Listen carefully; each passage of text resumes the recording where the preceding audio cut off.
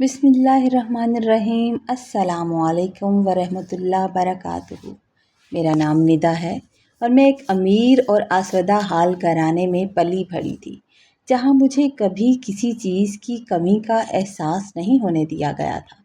گھر میں ہر سہولت موجود تھی، نوکر چاکر تھے، بڑی بڑی گاڑیاں، کھلی فضا اور بڑا سا بنگلہ۔ میں نے ہمیشہ ایک شہزادی کی طرح زندگی گزاری تھی اور مجھے لگتا تھا کہ شاید دنیا کا ہر گھر ایسا ہی ہوتا ہے۔ میری بڑی بہن کی شادی بھی ایک نہایت امیر خاندان میں ہوئی تھی، جہاں وہ کسی محل جیسے گھر میں رہتی تھی اور جب بھی مائکے آتی تھیں تو ہمیشہ نئی اور چمکتی ہوئی گاڑی میں اپنے شوہر کے ساتھ بڑے ناز و انداز سے گاڑی سے اترتی تھی، اور ان کا یہ ناز و نخرہ میرے دل میں بیٹھتا چلا گیا کہ شاید میری شادی بھی کسی ایسے ہی امیر شخص سے ہوگی۔ لیکن شاید قدرت کو کچھ اور منظور تھا۔ جب میرے رشتے کی بات چلی تو میرے بڑے بھائی گلزار کا رشتہ پسند کر آ گئے۔ جب ہماری بات پکی ہوئی تھی تب گلزار ایک متوسط طبقے سے تعلق رکھتا تھا اور اس کی کوئی جاب بھی نہیں تھی۔ وہ کھیتی باڑی کر کے اپنے خاندان کا پیٹ پالتا تھا۔ اس کے والد کا انتقال ہو چکا تھا اور اس کے سر پر 3 چھوٹی بہنوں کی شادی اور ایک چھوٹے بھائی کی تعلیم و تربیت کی بھاری ذمہ داری تھی۔ میرے بڑے بھائی گلزار کی شرافت، ایمانداری سے اتنا متاثر ہوئے کہ یہ رشتہ فوراً سے طے کر آئے، مگر جب مجھے پتہ چلا تو مجھ پر جیسے قیامت ٹوٹ پڑی۔ میں نے شادی سے پہلے بھی بہت ہنگامہ کیا، لیکن میری کسی نے کوئی بات نہ مانی۔ پھر مہندی کی رات، جب ہر طرف خوشیوں کا شور تھا اور میں اپنے کمرے میں زاروں قطار رو رہی تھی، میں نے روتے ہوئے صاف کہہ دیا کہ میں کسی غریب گھرانے میں شادی کر کے نہیں جاؤں گی۔ میرے کزن میرا مذاق بنائیں گے، میں وہاں کیسے رہوں گی؟ میری یہ ذہنی حالت دیکھ کر پہلے میری ماں نے مجھے سینے سے لگایا اور پیار سے سمجھانے لگی، میری بچی، پیسہ ہی سب کچھ نہیں ہوتا، مرد کی شرافت سب سے بڑی دولت ہوتی ہے۔ پھر میرے بڑے بھائی کمرے میں آئے اور انہوں نے بھی مجھے تسلی دی اور باپ کی طرح میرے سر پر ہاتھ رکھا اور سمجھایا کہ گلزار ہمیشہ تمہیں سچی خوشی دے گا۔ وہ شریف آدمی ہے اور بہت ہی جلد اس کی جاب بھی لگنے والی ہے۔ بھائیوں کی عزت اور ماں کے آنسو دیکھ کر میں خاموش تو ہو گئی، لیکن میرے دل کا بوجھ کم نہ ہوا۔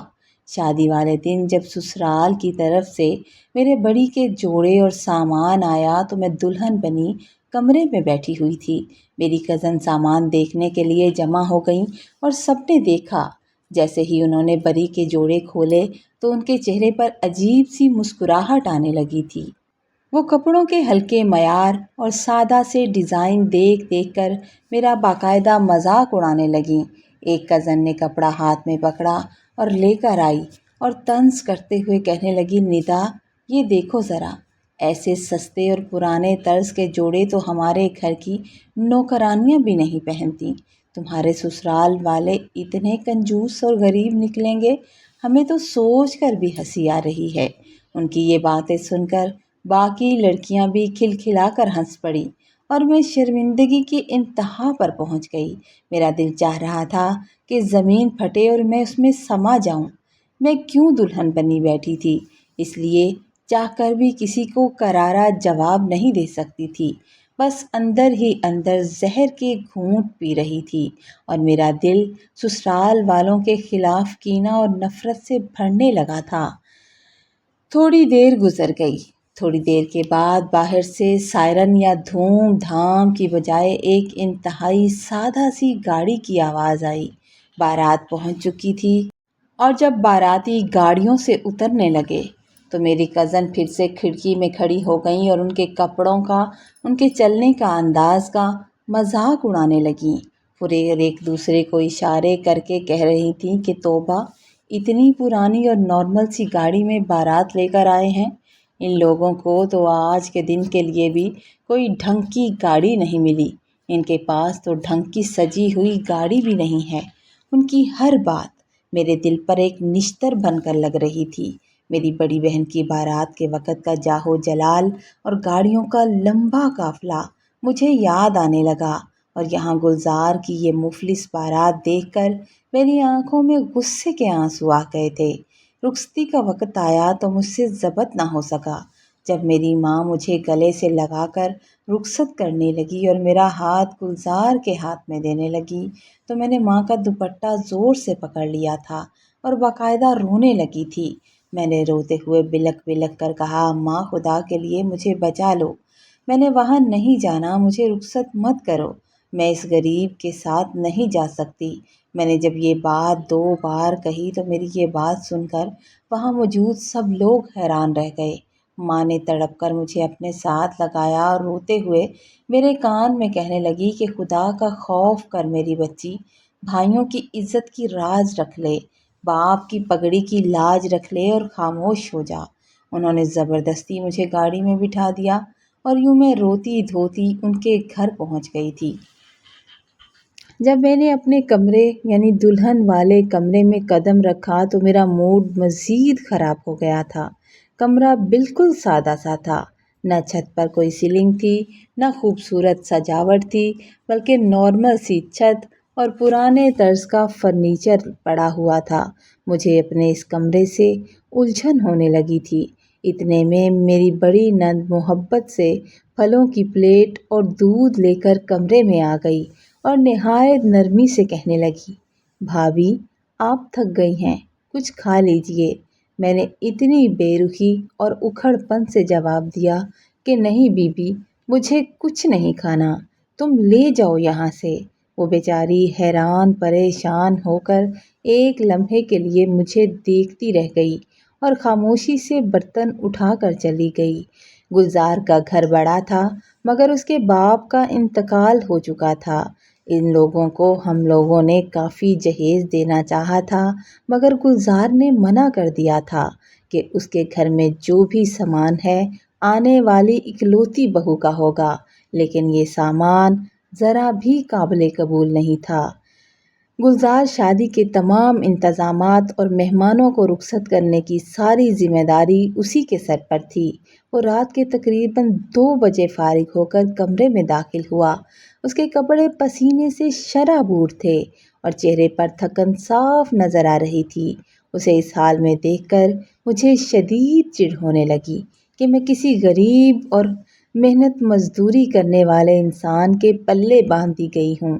میں نے اپنے دل سے اسے بالکل قبول نہیں کیا تھا اور دوسری طرف منہ کر کے بیٹھ گئی تھی۔ گلزار نے بڑی محبت اور جھجک کے ساتھ اپنی جیب سے ایک چھوٹی ہلکی سی سونے کی انگوٹھی نکالی اور مسکراتے ہوئے میرا ہاتھ تھام لیا۔ ہاتھ تھام کر وہ انگوٹھی مجھے پہنانا چاہی۔ میں نے فوراً جھٹکے سے اپنا ہاتھ پیچھے کھینچ لیا اور نفرت سے کہنے لگی، یہ کیا مذاق ہے؟ اتنی ہلکی اور سستی انگوٹھی! کل کو اگر میرے کزن مجھ سے پوچھیں گے تو میں انہیں کیا دکھاؤں گی کہ میرے شوہر نے مجھے یہ دی ہے؟ کم سے کم کوئی دکھانے کے قابل انگوٹھی تو ہوتی۔ میری یہ کڑوی اور تلخ بات سن کر گلزار کا چہرہ فک ہو گیا تھا۔ اس کی آنکھوں میں شدید شرمندگی اور دکھ نظر آنے لگا تھا۔ اس نے شرمندہ ہو کر اپنا سر جھکا لیا اور انتہائی مدھم آواز میں کہنے لگا، ندا، میں شرمندہ ہوں، ابھی میری گنجائش ہی اتنی تھی، لیکن میں تمہیں بتانا چاہتا ہوں کہ میری جاب لگ گئی ہے اور میں وعدہ کرتا ہوں کہ ایک دن محنت کر کے تمہیں اس سے بھی اچھی اور بڑی انگوٹھی بنوا کر دوں گا۔ اس کا لہجہ کتنا ہی سچا کیوں نہ ہوتا، لیکن میرے زہریلے غرور نے اس کے خلوص کو ماننے کو صاف انکار کر دیا تھا۔ صبح کا سورج طلوع ہوا تو میرے لیے ایک نئی کوفت اور بیزاری ساتھ لے آیا۔ رات بھر کی بے آرامی اور دل میں پلتے ہوئے غصے کی وجہ سے میرا موڈ حد سے زیادہ خراب ہو چکا تھا۔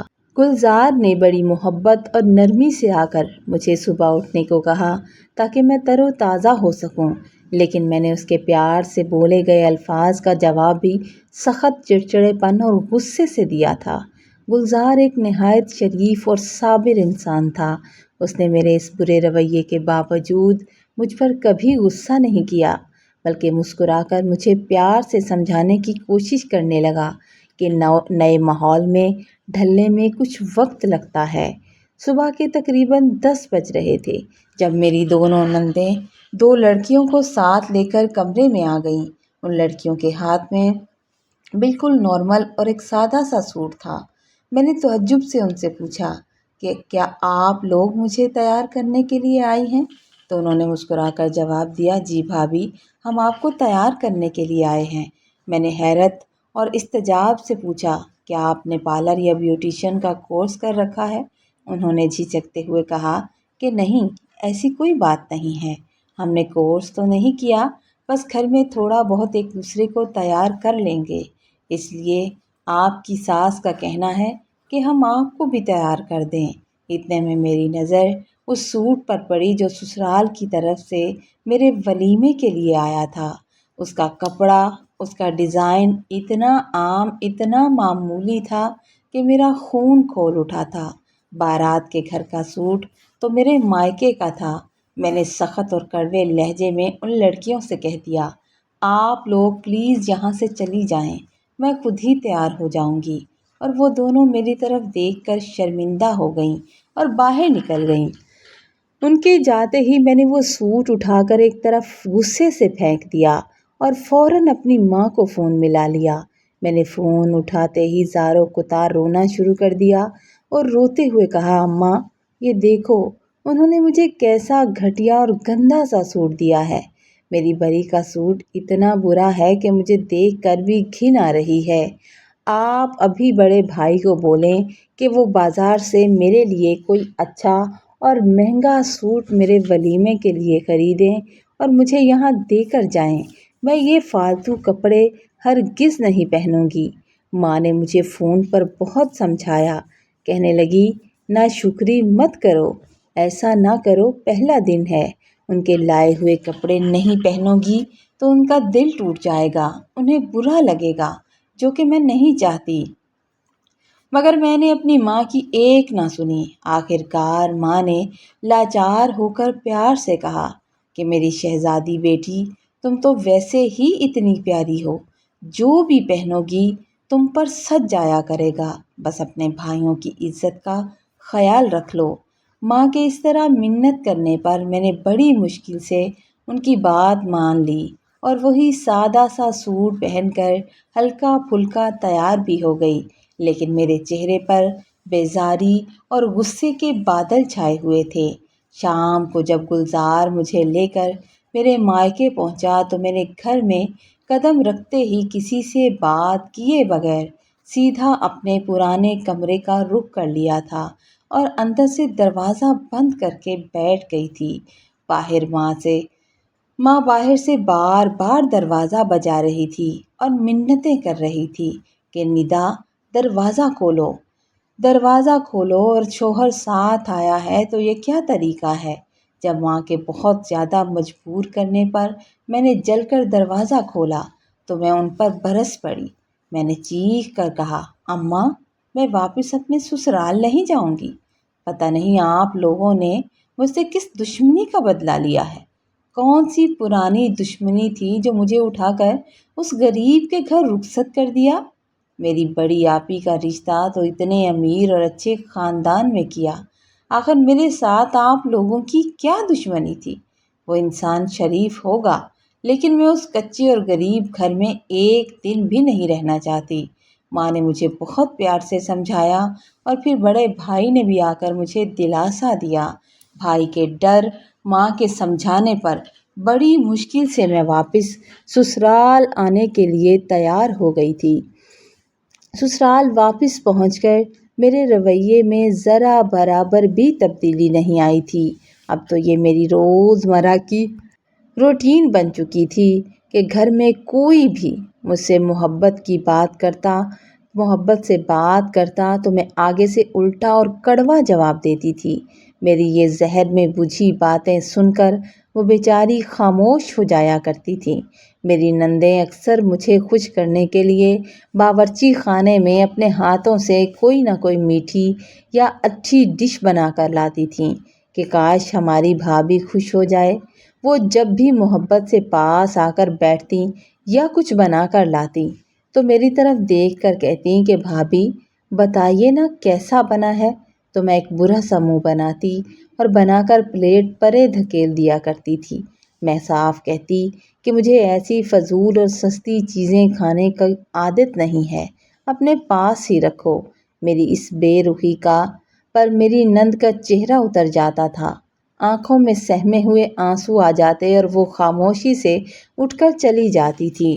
ایک دن گلزار نے مجھے اکیلے میں نند کا اترتا ہوا چہرہ دیکھ کر کہا، ندا تم میرے ساتھ جیسا چاہو رویہ رکھو، میں سہ لوں گا، لیکن خدا کے لیے میری ماں اور میری ان چھوٹی بہنوں کے ساتھ اس طرح مت بولا کرو، دل دکھتا ہے ان کا، مجھے بہت تکلیف ہوتی ہے۔ میں نے فوراً سے اسے طنز کا نشانہ بنایا اور بولی، اگر تمہیں ان کے دل کی اتنی فکر ہے تو مجھے ایک اچھی اور امیروں والی زندگی دے دو، جو مانگوں بنا بحث کے لا دو، تو میں بھی تمہاری بہنوں اور تمہاری ماں کو کچھ نہیں کہوں گی۔ گلزار کی سرکاری نوکری میں اب اچھی خاصی آمدنی ہو جانے لگی تھی، لیکن وہ اپنے سخت محنت سے کمائے ہوئے سارے پیسے اپنے تینوں بہنوں کی شادیوں کے فنڈ اور چھوٹے بھائی کی پڑھائی پر لٹا دیا کرتا تھا، جس کی وجہ سے میری کوئی بھی بڑی خواہش پوری نہیں ہو پاتی تھی۔ میں اندر ہی اندر گھٹ رہی تھی۔ میں جب بھی مائکے جاتی تو ماں بھی اب روکھا سا رویہ اختیار کر لیتی اور کہتی، ندا اب اصلی گھر تمہارا وہی ہے، بار بار یوں منہ بنا کر مائکے مت آیا کرو۔ مائکے میں اب مجھے وہ پہلے جیسا پیار نہیں ملتا تھا۔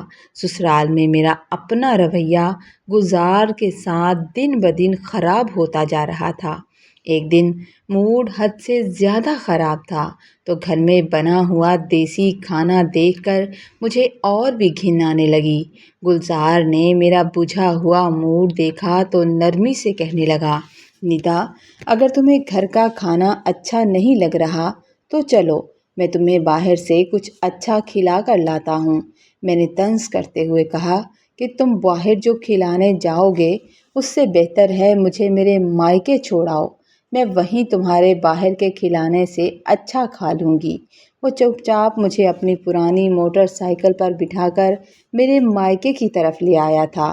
اسے لگتا تھا کہ ایسے میرا موڈ بہتر ہو جائے گا، مگر اتفاق ایسا ہوا کہ جیسے ہی ہماری موٹر سائیکل میرے مائکے کی گلی کی موڑ پر پہنچی، سامنے سے میری بڑی بہن کی چمکتی ہوئی بڑی اور قیمتی گاڑی آ کر رک گئی۔ میری آپی اپنے شوہر کے ساتھ نوابانہ انداز میں گاڑی سے اتر رہی تھی اور میں یہاں گلزار کی ایک ٹوٹے پھوٹے موٹر سائیکل پر میں دھول اڑاتی ہوئی بیٹھی ہوئی تھی۔ اس موازنے نے میرے دل میں حسد کا زہر اور بڑھا دیا تھا۔ میرے دل پر سانپ لوٹ گیا کہ میں اس خستہ حال بائک پر آئی ہوں اور میری بہن اتنی شاندار گاڑی میں۔ مائکے کے اندر جا کر بھی میرا موڈ شدید خراب رہا۔ میں ایک کونے میں خاموش اور تلخ چہرہ لیے بیٹھی تھی۔ ماں نے میرے پاس آ کر فکر مندی سے پوچھا، میری بچی کیا بات ہے؟ کچھ تو بتا، اتنی پریشان کیوں ہے؟ میں نے گھسلا کر جواب دیا، اماں بس آپ تو مجھ سے بات کیا ہی نہ کریں، آپ لوگوں نے مجھ سے پیچھا چھڑا لیا، مجھے اس گھر سے نکال کر جان چھڑوا دی۔ اب میرے موڈ کی جھوٹی فکر کرنے کی آپ لوگوں کو ضرورت نہیں ہے۔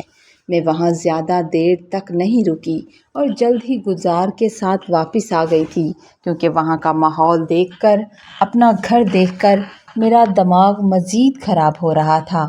رات کو اس نے کھانے کے لیے میری بہت منتیں کی، ندا تھوڑا سا کھانا کھا لو، رات کو بھوکی نہیں سوتے، مگر میں نے چلا کر کہا کہ جب ایک بار کہہ دیا کہ کھانا نہیں کھانا تو نہیں کھانا، چپ کر کے سو کیوں نہیں جاتے تم؟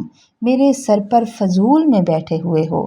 میں نے گھر کے کبھی کسی کام میں ہاتھ بٹانا تو دور کی بات، الٹا اپنے نخرے دکھانا جاری رکھے ہوئے تھے۔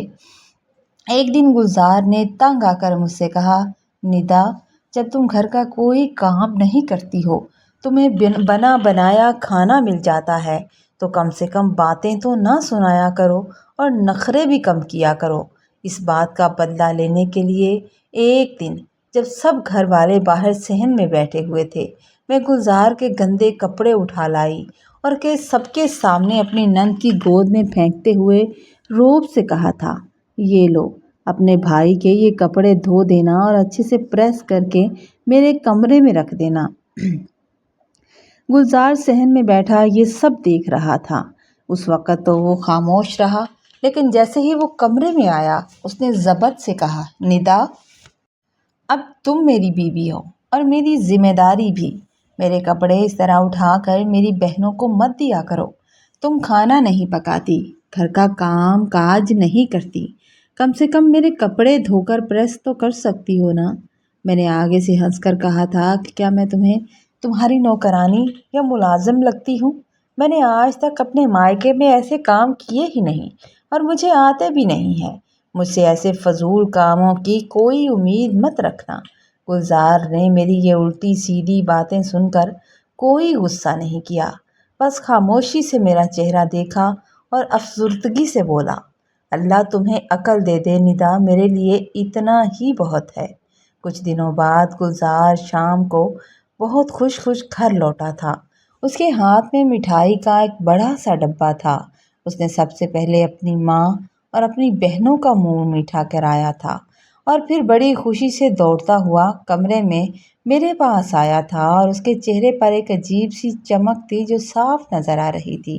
اس نے مٹھائی کا ٹکڑا میری طرف بڑھاتے ہوئے کہا، مبارک ہو ندا، تمہارے قدم مبارک ہیں۔ تمہارے نصیب سے میری نوکری میں پرموشن ہو گئی ہے۔ تمہارے اس گھر میں آتے ہی جاب لگ گئی اور اب پرموشن بھی ہو گئی ہے۔ میں نے انتہائی ناگواری اور برے سے منہ کے ساتھ مٹھائی کا وہ چھوٹا سا ٹکڑا منہ میں رکھا اور زہریلے لہجے میں کہنے لگی کہ پرموشن کا کیا فائدہ؟ پیسے تو پھر سے تم اپنی ماں بہنوں کو پر ہی لٹا دیا کرو گے۔ مجھے تک تو آج تک تم نے ایک ڈھنگ کا سوٹ نہیں دلایا اور نہ ہی دلا سکتے ہو تم۔ گلزار کا چہرہ اس خوشی کے موقع پر یکدم سا مرجھا گیا تھا۔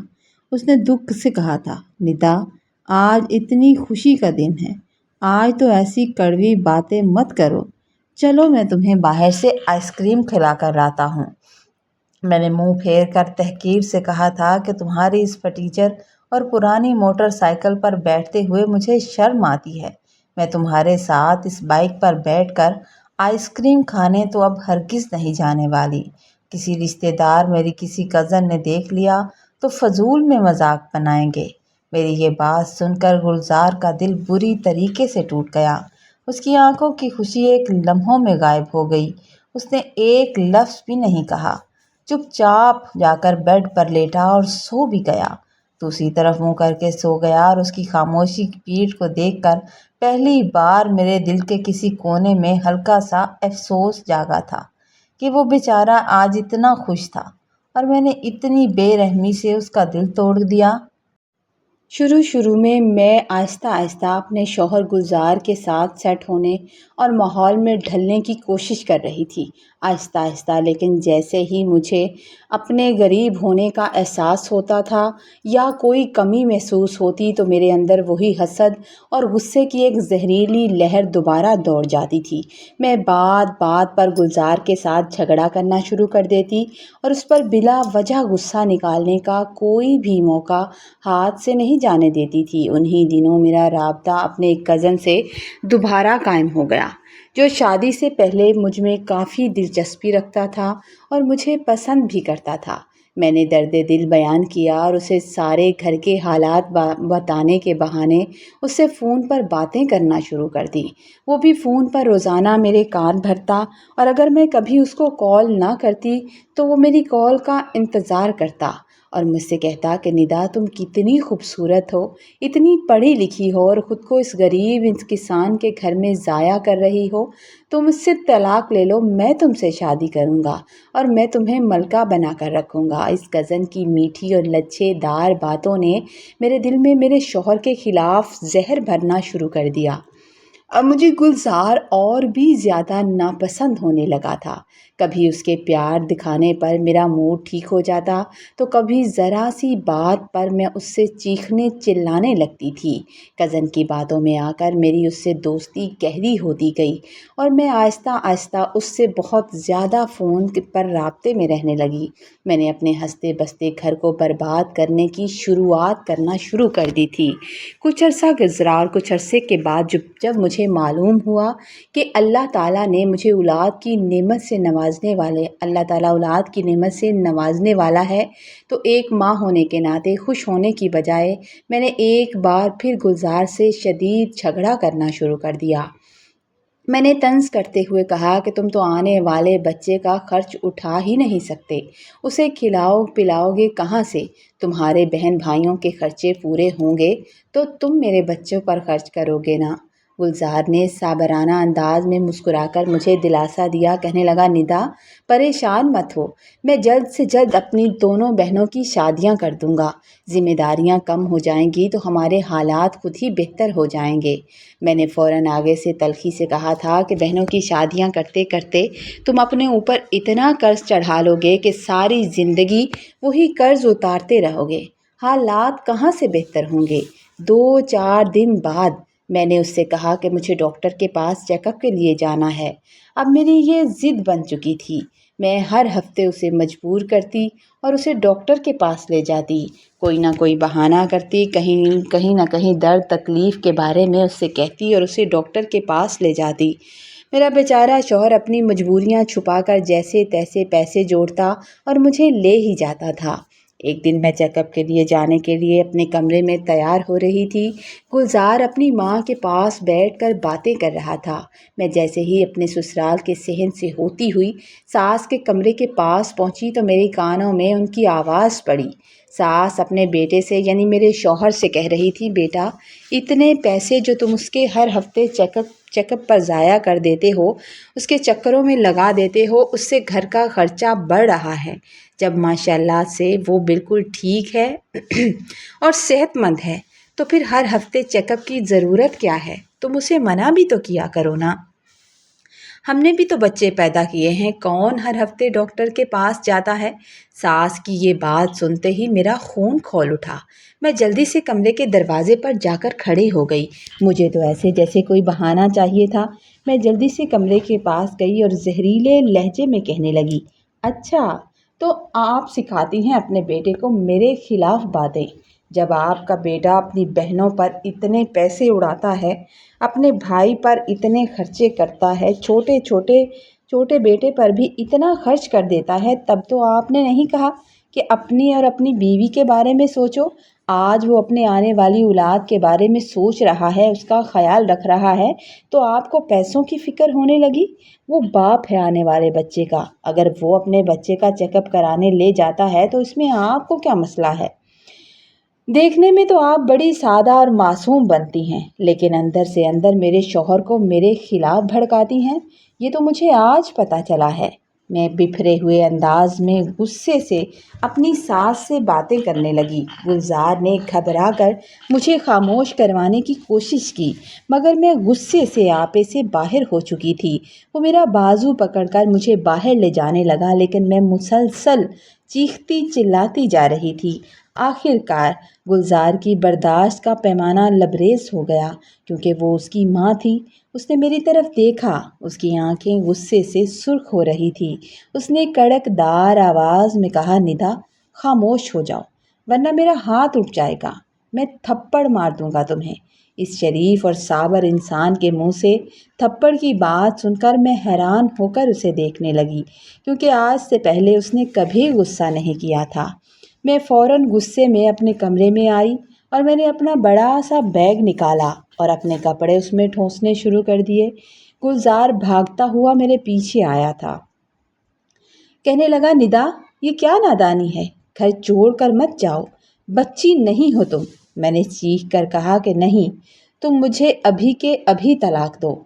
گلزار نے کہا کہ بکواس مت کرو، میری دونوں بہنوں کی شادیوں کی ڈیٹس طے ہونے والی ہیں، اس طرح طلاق مانگ کر اور گھر چھوڑ کر مت جاؤ، تم بھی ماں بننے والی ہو، میں نے طنز کیا کہ ابھی ابھی میں تمہیں اپنی بہنوں کی عزت کا خیال ہے کہ آنے والے مہمان کیا کہیں گے کہ بھابھی کہاں ہے، جب میری عزت کا اس گھر میں کسی کو خیال نہیں۔ اور تم نے ابھی تو کہا کہ تم ہاتھ اٹھاؤ گے مجھ پر، تو سمجھو تم نے اٹھا ہی دیا۔ جب تم نے مجھے تھپڑ مار ہی دیا تو اب یہاں میرے رہنے کا کوئی تک بنتا ہی نہیں ہے۔ مجھے بس ابھی کے ابھی طلاق دو اور فارغ کرو۔ مجھ سے غلطی ہوئی جو میں نے اتنے سارے مہینے تمہارے ساتھ گزار دیے، اپنی زندگی خراب کی۔ اتنے میں میری بوڑھی ساس بھی روتی ہوئی کمرے میں آ گئی اور انہوں نے میرے آگے ہاتھ جوڑ دیے۔ ہاتھ جوڑ کر بولی، بیٹی اگر میری کسی بات کا برا لگا ہے تو میں معافی مانگتی ہوں، مگر اس طرح بسایا ہوا گھر چھوڑ کر مت جاؤ۔ میں نے ساس کی طرف نفرت سے دیکھا اور بولی کہ اصل فساد کی جڑ تو آپ ہیں، اصل فساد کی جڑ آپ ہیں۔ آپ پہلے آگ لگاتی ہیں اور پھر کہتی ہیں کہ میں معافی مانگتی ہوں، بیٹے کے سامنے نمبر بنا رہی ہیں۔ گلزار سے اپنی ماں کی یہ تذلیل برداشت نہ ہوئی۔ اس کا غصہ ساتویں آسمان پر پہنچ گیا اور اس نے سخت لہجے میں کہا تھا، 10 منٹ میں اپنا سامان باندھو اور دفع ہو جاؤ یہاں سے۔ وہاں اپنے مائکے میں اور 2 مہینے کے رہنے کے بعد اگر تمہارا ارادہ یہی رہا کہ تمہیں مجھ سے طلاق چاہیے تو تمہاری طلاق تمہارے مائکے تک پہنچ جائے گی، تمہیں یہاں آنا بھی نہیں پڑے گا۔ یہ میرا وعدہ ہے تم سے۔ اٹھو، اپنا سامان لو اور نکلو میرے گھر سے۔ ساس نے اپنے بیٹے کو روکنے کے لیے اس کا بازو پکڑا کہ ایسا مت کرو، مگر میں نے غصے سے اپنا بازو چھڑایا، اپنا بھاری بیگ اٹھایا اور گھر کے دروازے پر آ گئی۔ سامنے سے رکشہ گزرا، میں رکشے میں بیٹھی اور اپنے مائکے پہنچ گئی تھی۔ جب میں سامان کا بڑا بیگ لیے رکشے سے اتری تو مائکے میں سب مجھے اس حال میں روتا دھوتا دیکھ کر شدید پریشان ہو گئے۔ میں روتی ہوئی پہلے اپنی ماں کے گلے لگی اور پھر اپنے والد کے گلے لگ کر بلک بلک کر رونا شروع کر دیا تھا۔ ان دنوں میرے والد کی طبیعت کافی خراب رہتی تھی۔ وہ مجھے اس طرح روتا دیکھ کر اور بھی پریشان ہو گئے۔ میں نے روتے ہوئے جھوٹ سچ ملا کر بتایا، اماں میری ساس میرے ساتھ بہت ظلم کرتی ہے اور گلزار تو اب مجھ پر ہاتھ اٹھانے لگا ہے۔ میں نے اپنی کانوں سے سنا ہے کہ میری ساس میرے شوہر کو میرے خلاف کرتی ہیں۔ میری ماں نے اور میرے والد نے دلاسا دیا کہ تم پریشان مت ہو، اپنے کمرے میں جا کر آرام کرو۔ ابھی مجھے مائکے آئے 2-3 دن ہوئے تھے کہ والد صاحب کی طبیعت اچانک بہت بگڑ گئی۔ انہیں فوری طور پر ہاسپٹل لے کر جانا پڑا، جہاں وہ 3-4 دن ایڈمٹ رہے اور بالآخر ان کا انتقال ہو گیا۔ والد کے انتقال پر گلزار جنازے میں آیا تھا، مگر اس نے مجھ سے کوئی بات نہیں کی۔ نہ اس نے میرے باپ کا افسوس کیا، نہ میرا حال پوچھا اور خاموشی سے چلا گیا۔ مجھے امید تھی کہ وہ میرے پاس آئے گا، مجھ سے معافی مانگے گا، حال احوال بھی پوچھے گا، مگر اس نے مجھے منہ بھی نہیں لگایا اور نہ ہی اس نے مجھے فون کیا۔ والد کے انتقال کے بعد آہستہ آہستہ میرے مائکے کا نقشہ ہی بدل گیا۔ میری بھابھیوں کے مزاج یکلخت تبدیل ہوتے گئے، میری ہر بات کا نوٹس لیا جانے لگا۔ میں تو اپنے مائکے میں ہمیشہ نخرے دکھانے کی عادی تھی، مجھے یہ کھانا ہے یا وہ بنانا ہے۔ ایک دن جب میں نے اپنی بڑی بھابھی سے جا کر کہا کہ بھابھی مجھے یہ سالن پسند نہیں ہے، آپ جانتی ہیں میں یہ نہیں کھاتی، آپ میرے لیے کچھ اور بنا دیں، میرا یہ کھانے کو دل نہیں کر رہا، تو بھابھی نے ایک طنزیہ مسکراہٹ کے ساتھ کہا، ندا تم تو بچپن سے اپنے گھر میں ہر چیز خود بناتی تھی نا، اب تمہیں کون سا بنانا نہیں آتا؟ جس چیز کو دل کر رہا ہے خود اٹھو اور کچن میں جا کر بنا لو۔ یہ کہہ کر بھابھی کمرے میں چلی گئیں۔ میں حیران پریشان کھڑی رہ گئی کہ آج سے پہلے بھابھی نے مجھ سے کبھی اس لہجے میں بات نہیں کی تھی۔ میں دوڑتی ہوئی ماں کے پاس شکایت لے کر چلی گئی، اماں دیکھیں بھابھی مجھے کیا کہہ رہی ہیں۔ ماں نے دکھی ہو کر جواب دیا، ندا جب تم سے کہا تھا کہ شرافت سے اپنے گھر سکون سے رہو تو تم بات بات پر منہ بنا کر اور ذرا ذرا سی باتوں کو سر پہ سوار کر کے آخر یہاں آ کیوں گئی؟ اب چپ چاپ رہو، گھر میں کوئی تماشا کرنے کی ضرورت نہیں ہے۔ اپنی ماں کی بات سن کر میں حیرت سے ان کا منہ تکنے لگی تھی کہ کیا یہ وہی ماں ہے جو میرے لاڈ اٹھاتے نہیں تھکتی تھی۔ پریشانی کے عالم میں نے اسی کزن سے دوبارہ رابطہ کیا جس کے دلاسوں میں نے اپنا گھر اجاڑ کے رکھ دیا تھا۔ میں نے فون پر اسے روتے ہوئے بتایا کہ میں تمہاری خاطر اپنے شوہر سے طلاق لے کر آ گئی ہوں اور میں حاملہ بھی ہوں۔ یہ سنتے ہی دوسری طرف سے کزن کا لہجہ ایک دم سے بدل گیا۔ اس نے عجیب سے بہانے بنانا شروع کر دیے۔ پھر آہستہ آہستہ اس نے میرا فون اٹھانا بند کر دیا اور ایک دن تو اس نے میرا نمبر ہی بلاک کر دیا۔ میں ششدر رہ گئی کہ جو شخص شادی سے پہلے اور ابھی بھی کچھ دن پہلے تک مجھ سے بات کرنے کے لیے ترستا تھا، مجھ سے محبت کے دعوے کرتا تھا اور مجھے طلاق لینے پر اکساتا تھا، آج اس نے مجھے اس موڑ پر اکیلا چھوڑ دیا۔ اب گھر میں ہر کسی کا رویہ میرے ساتھ بدل رہا تھا۔ ایک دن جب میں اپنے بھائی کے بڑے بیٹے کو کسی بات پر ڈانٹ رہی تھی، روک ٹوک کر رہی تھی، تو بڑے بھائی کو بھی غصہ آ گیا۔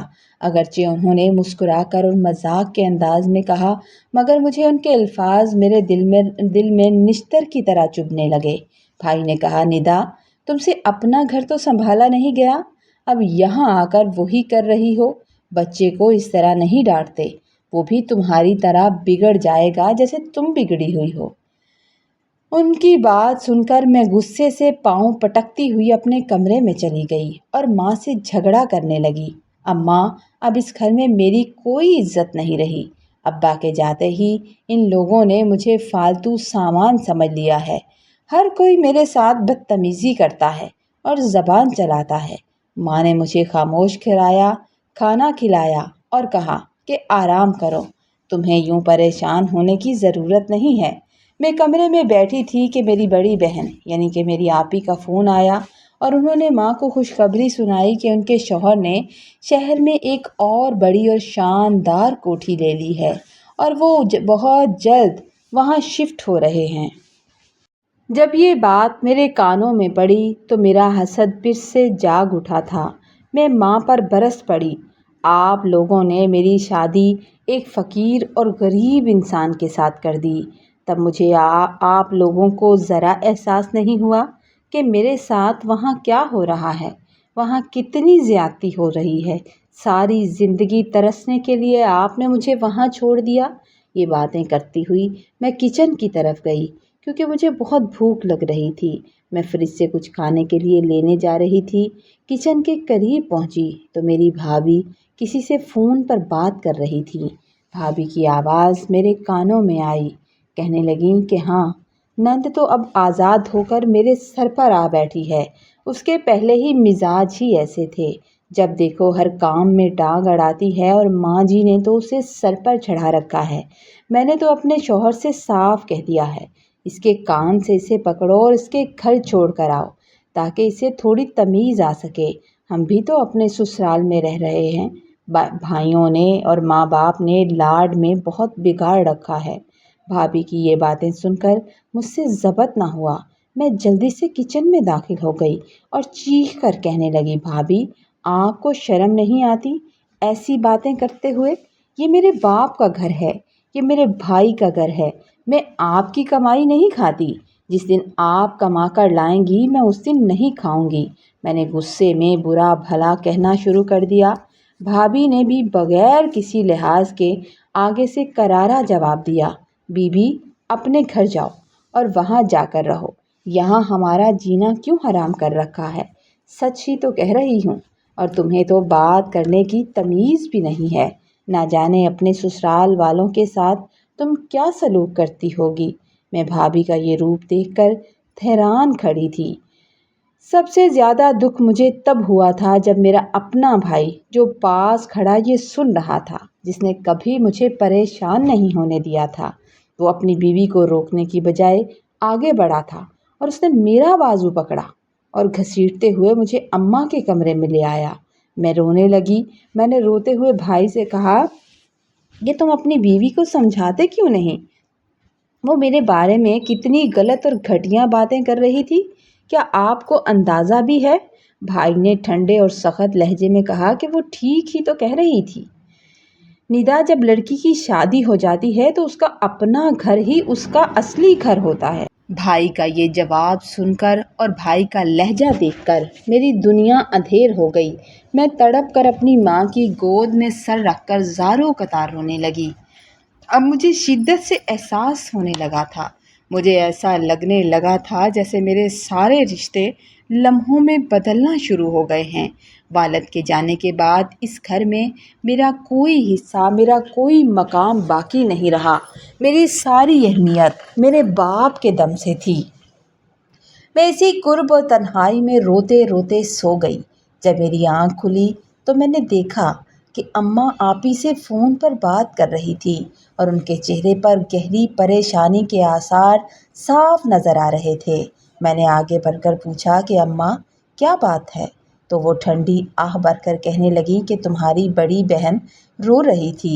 मैंने उसे बताया कि किस तरह तुम अपना हंसता बसता घर छोड़कर यहाँ आकर बैठ गई हो, तो वो तुमसे मिलने के लिए तड़प रही है। बस कुछ ही देर में तुमसे मिलने के लिए आती होगी। मैंने दिल ही दिल में सोचा कि मेरी आपी तो वहाँ इतनी खुश है, शौहर भी इतना अमीर है, किसी चीज़ की कमी नहीं। वो तो आज़ादी और ऐश की ज़िंदगी जी रही है, फिर भी पता नहीं वहाँ परेशान क्यों रहती है। थोड़ी देर गुजरी थी कि मेरी बड़ी बहन हमारे घर पहुँच भी गई और मैं अपनी माँ के कमरे में बैठी हुई थी। वो सीधा मेरे पास आई और मेरे पास बैठकर बोली, निदा, अम्मा बता रही थी कि तुम गुलजार से तलाक लेना चाहती हो, लेकिन ऐसा कदम उठाने से पहले मैं तुमसे कुछ बातें करना चाहती हूँ। मैं तुम्हें बताना चाहती हूँ और काश तुम समझ सको कि तुम कितनी खुशनसीब औरत हो। तुम खुशनसीब हो कि तुम्हारा शौहर थोड़ा कमाता है, लेकिन वो सिर्फ़ और सिर्फ तुम्हारा है। उसकी बात सुनकर मैंने हैरान होकर उसकी तरफ देखा कि वो मुझे खुशनसीब कह रही थी। कहने लगी कि वो तुम्हारी इज़्ज़त करता है, तुम्हारा ख्याल रखता है। मेरा शौहर लाखों कमाता है निदा, लेकिन वो मेरा नहीं है। कभी उसका किसी औरत के साथ चक्कर होता है तो कभी किसी दूसरी औरत के साथ। उसका दिल मेरी तरफ जब थोड़ी देर ही आया था। जब मैं रोकर अपनी सास से शिकायत करती हूँ तो वो उल्टा मुझे तंज करती हैं और कहती हैं कि तुम में ऐसी कोई बात ही नहीं। जो मेरा बेटा तुम्हारी तरफ आए उसमें उसका क्या कसूर है? जब मैं शौहर से जवाब मांगती हूँ तो वो मुझ पर हाथ उठाता है। वो नशा करता है और उस महल जैसे घर में मेरी ज़रा बराबर भी इज्जत नहीं है, लेकिन फिर भी मैं वहाँ रहने पर मजबूर हूँ क्योंकि वो मेरे बच्चों का बाप और मेरा शौहर है। अब तो उसने बाहर किसी औरत से चुपके से निकाह भी कर लिया है और उसे अलग से रखा हुआ है। कई कई दिन घर से गायब रहता है, उसका कुछ पता नहीं होता कि कहाँ गया है। यहाँ हर रोज़ एक नई अजियत से गुज़रती हूँ। आपी की आंखों से मुसलसल आंसू बह रहे थे और मुझसे अपनी बहन का ये रोना तड़पना देखा नहीं जा रहा था और अब मुझे अंदाज़ा हो रहा था कि वो क्या कुछ बर्दाश्त कर रही थी। वो मेरी तरफ देखकर तड़पते हुए लहजे में बोली, निदा, अगर गुलजार गरीब है तो क्या हुआ? वो तुम्हारी इज्जत तो करता है ना, तुम पर हाथ तो नहीं उठाता। खुदारा इतनी नाशुक्री मत करो। सिर्फ पैसे की कमी का नाम गुर्बत नहीं होता। कुछ लोग इंसानियत और इखलाक के मामले में बहुत गरीब होते हैं। ये कहकर उन्होंने अपने आंसू साफ किए, मुझसे कहा कि मेरे लिए दुआ करना और ख़ामोशी से वहाँ से चली गई थी। उनके जाने के बाद मैं काफ़ी देर हैरान परेशान बैठी सोचती रही और मेरे जहन में अपने ससुराल के दिन घूमने लगे। मुझे याद आने लगा कि जब मैं गुस्से में खाना नहीं खाती थी तो मेरा शौहर और मेरी बूढ़ी सास मेरे सामने बैठकर मिन्नतें करते थे, मेरे आगे हाथ जोड़ते थे, पूछते थे कि बीबी बताओ तुम खाओगी क्या? हम वही बना देते हैं और बार बार गुलजार कहता था कि मैं वो ला देता हूँ अगर तुम्हें घर का बना नहीं पसंद। और यहाँ मेरी बहन इतनी दौलत के बावजूद कितनी बड़ी अजियत बर्दाश्त कर रही थी। ये सोचकर मेरा कलेजा मुंह को आने लगा कि मैं अपने हाथों से क्या जुल्म करने वाली थी, अपने शौहर से तलाक लेने वाली थी। औरत की असल इज्जत, उसका असली साहिबान सिर्फ उसके शौहर का घर होता है, चाहे वो गरीब हो या जैसा भी हो। عورت اپنے شوہر کے بغیر کچھ بھی نہیں ہوتی۔ مائکے میں 1 مہینہ رہ کر میں دیکھ چکی تھی کہ یہاں میری وہ پرانی عزت اور لاڈ پیار بالکل باقی نہیں رہا۔ میں نے 1 منٹ میں فیصلہ کیا اور فوراً اٹھ کر اپنا سارا سامان سمیٹنا شروع کر دیا۔ اماں کمرے میں آئیں تو مجھے اس طرح ہڑبڑاہٹ میں سامان پیک کرتے دیکھ کر حیرت میں آ گئیں۔ حیرت سے کہنے لگی، ندا یہ کیا کر رہی ہو؟ میں نے کہا، کرنا کیا ہے اماں، اپنے کپڑے سمیٹ رہی ہوں اور اپنے گھر واپس جا رہی ہوں۔ اماں نے حیران ہو کر میری طرف دیکھا اور پوچھا، کیا سچ کہہ رہی ہو؟ تم سچ میں اپنے گھر جا رہی ہو؟ تو میں نے مضبوطی سے کہا، اماں میں جھوٹ کیوں بولوں گی، وہ میرا گھر ہے اور میں نے جان لیا ہے کہ عورت کا اصلی گھر اس کے شوہر کا گھر ہوتا ہے۔ میں نے جلدی سے اپنا سامان پیک کیا، چادر اوڑھی اور جیسے ہی باہر نکلنے لگی، اماں نے میرا بازو پکڑ کر روک لیا اور فکر مندی سے پوچھنے لگیں کہ بیٹی ناراض ہو کر تو نہیں جا رہی؟ میں نے ان کا ہاتھ تھام کر کہا کہ نہیں، بالکل ناراض ہو کر نہیں جا رہی اماں، بلکہ آپ لوگوں نے اور آپ ہی کی باتوں نے تو میری بند آنکھیں کھول رکھی ہیں۔ میں تو کتنی ناشکری ہو گئی تھی۔ میں گھر سے جلدی جلدی باہر نکلنے لگی اور سوچا کہ ابھی باہر نکلوں گی اور گلی سے رکشہ لے کر فوراً سے چلی جاؤں گی، لیکن مجھے جب باہر جاتا دیکھا اور میرے ہاتھ میں بیگ دیکھا تو میرا بھائی جلدی سے میرے پیچھے آیا، کہنے لگا، ندا کہاں جا رہی ہو؟ میں نے مسکرا کر کہا کہ اب جا رہی ہوں بھائی، کم سے کم اس جگہ جا رہی ہوں جو اس گھر سے بہتر ہے۔ بھائی نے میری طرف دیکھا اور دیکھ کر ایک محبت بھری مسکراہٹ کے ساتھ کہا کہ شکر ہے میری لاڈلی بہن کو عقل آ گئی۔ میں نے تھوڑا سا منہ بنا کر کہا کہ آپ رہنے دیں، لاڈلی تو مجھے کہیں ہی نا، مجھ سے بات ہی نہ کریں۔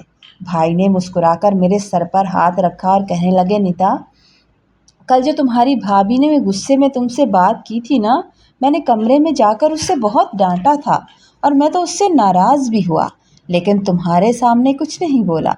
تم میری سب سے چھوٹی اور لاڈلی بہن ہو۔ میرا مقصد تمہیں یہ صرف سکھانا تھا کہ غریب ہونا کوئی عیب نہیں ہوتا۔ تمہارے شوہر نے مجھے تمہاری ساری بات بتائی ہے۔ وہ نہایت شریف اور بہترین انسان ہے۔ وہ میرا بہت اچھا دوست بھی ہے، میں اسے اچھے سے جانتا ہوں۔ ایک دن تم اپنے بھائی کی اس پسند پر فخر کرو گی۔ اور تم رکشے میں کیوں جاؤ گی؟ اٹھو، میں تمہیں عزت کے ساتھ خود تمہارے گھر چھوڑ کر آتا ہوں۔ تمہارا بھائی تمہیں تمہارے ساتھ جائے گا اور عزت سے تمہیں چھوڑ کر آئے گا۔ بھائی نے مجھے فوراً سے اپنے ساتھ گاڑی میں بٹھایا اور میرے سسرال چھوڑنے آ گئے تھے۔ اس وقت گلزار اپنے کام پر گئے ہوئے تھے اور میں نے جیسے ہی گھر میں قدم رکھا تو دیکھا کہ صحن میں میری ساس بیٹھی ہوئی سبزی بنا رہی تھی اور میری دونوں نندیں ان کے پاس بیٹھی ہوئی ان کی مدد کر رہی تھی۔ میری ساس نے جیسے ہی مجھے میرے بھائی کے ساتھ آتے دیکھا تو ان کا چہرہ خوشی سے کھل اٹھا تھا۔ وہ بے پناہ محبت سے اٹھیں اور مجھ سے ملیں۔ میں سیدھا ان سے سلام کے بعد کمرے میں چلی گئی، چادر اتاری اور اپنا سامان رکھا تو دیکھا کہ میرا کمرہ بالکل صاف ستھرا اور اسی طرح سجا ہوا تھا۔ میں نے اپنی تمام چیزیں سمیٹیں اور باہر آ کر اپنی ساس کے پاس بیٹھ کر سبزی کٹوانے میں ان کی مدد کرنے لگی۔ جب میں نے ایسا کرنا شروع کیا تو وہ حیرت سے میری طرف دیکھنے لگی۔ جب سبزی کٹ گئی تو میں نے ان سے نہایت نرمی سے کہا، اماں جی آج سے گھر کا کھانا میں خود بنایا کروں گی، یہ میرا گھر ہے اور یہ دونوں نندیں تو ہماری مہمان ہیں اور کل ان کی شادی ہو جائے گی تو اپنے گھر چلی جائیں گی، تو پھر آخر گھر کا کام تو مجھے ہی سنبھالنا ہے نا، اس لیے بہتر ہے کہ میں اپنے گھر کی ذمہ داری خود اٹھاؤں، اپنے گھر کا کام خود کروں۔ وہ سب اتنی حیران تھی جیسے انہیں میری بات پر یقین ہی نہ رہا ہو اور لگ رہا ہو کہ جیسے میں کوئی مذاق کر رہی ہوں۔ میں نے باورچی خانے میں جا کر محبت سے کھانا بنایا اور پھر نہا دھو کر اچھے کپڑے پہنے اور اپنے شوہر کا انتظار کرنے لگی کہ کب جا کر وہ گھر آئے۔ میری آنکھیں میرے دروازے پر لگی ہوئی تھی، میری نظریں، اور مجھے اس کے آنے کا وقت اچھے سے معلوم تھا کہ وہ کس ٹائم تک گھر آ جاتا ہے۔ میں کچن میں کھانا برتنوں میں ڈالنے لگی کہ باہر اس کے موٹر سائیکل کی آواز آئی تھی۔ وہ جیسے ہی گھر کے اندر داخل ہوا، بائک کو کھڑا کرتے ہوئے اس کی نظر مجھ پر پڑی تو وہ ایک لمحے کے لیے دنگ رہ گیا تھا، مگر پھر اس کے چہرے پر ایک بڑی ہی پیاری، خوبصورت اور سچی مسکراہٹ پھیل گئی تھی۔ میں کھانا ٹرے میں لگا کر سیدھا کمرے میں لے آئی تھی وہ ہاتھ منہ دھونے فریش ہونے چلا گیا اور اس کے بعد آ کر بیڈ پر بیٹھ گیا۔ اس نے مجھ سے کوئی سوال نہیں پوچھا، نہ پرانی باتیں یاد دلا کر مجھے شرمندہ کیا۔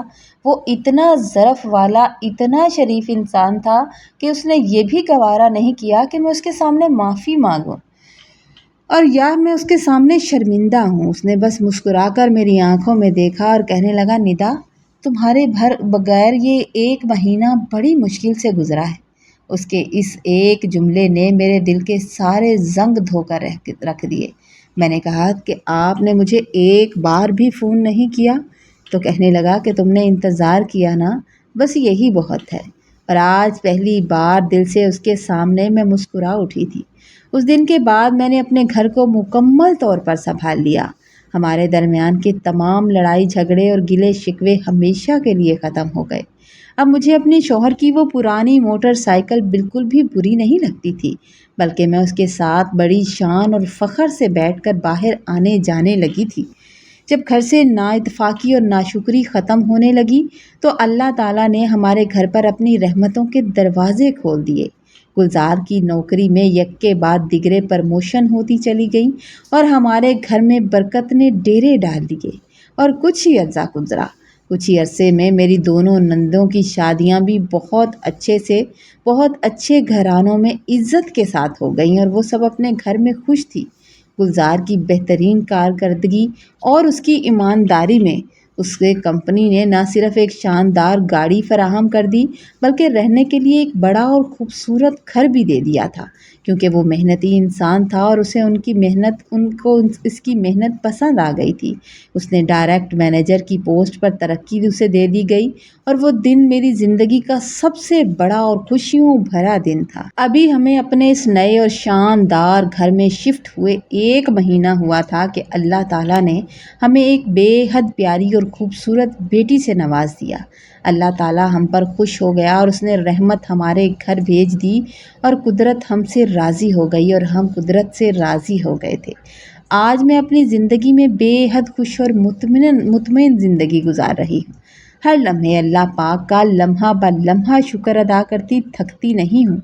اب میں جب بھی بڑے مان اور فخر کے ساتھ اپنے مائکے جاتی ہوں تو میرے بھائی اور میری بھابھی میرا بہت خیال کرتے ہیں، میرا احترام کرتے ہیں، بڑی عزت دیتے ہیں، اور انہیں دیکھ کر مجھے اس بات کا سچا احساس اور اندازہ ہونے لگا ہے کہ مائکے میں بھی عورت کی عزت اور توقیر صرف اور صرف اس کے شوہر کے ساتھ اور اس گھر کی وجہ سے ہوتی ہے جہاں وہ رہتی ہے۔ عورت ہمیشہ اپنے شوہر کے ساتھ ہی اچھی لگتی ہے۔ کہانی ہمیں یہ سبق دیتی ہے کہ شوہر کی عزت، اس کے احترام اور اس کے ساتھ وفاداری میں ہی عورت کی اصل بقا اور خوشحالی پوشیدہ ہوتی ہے۔ غریبی یا کم وسائل میں کوئی عیب نہیں ہوتے، لیکن شوہر کا اچھا اخلاق، اس کی سچی محبت دنیا کا سب سے بڑا سرمایہ ہوتی ہے۔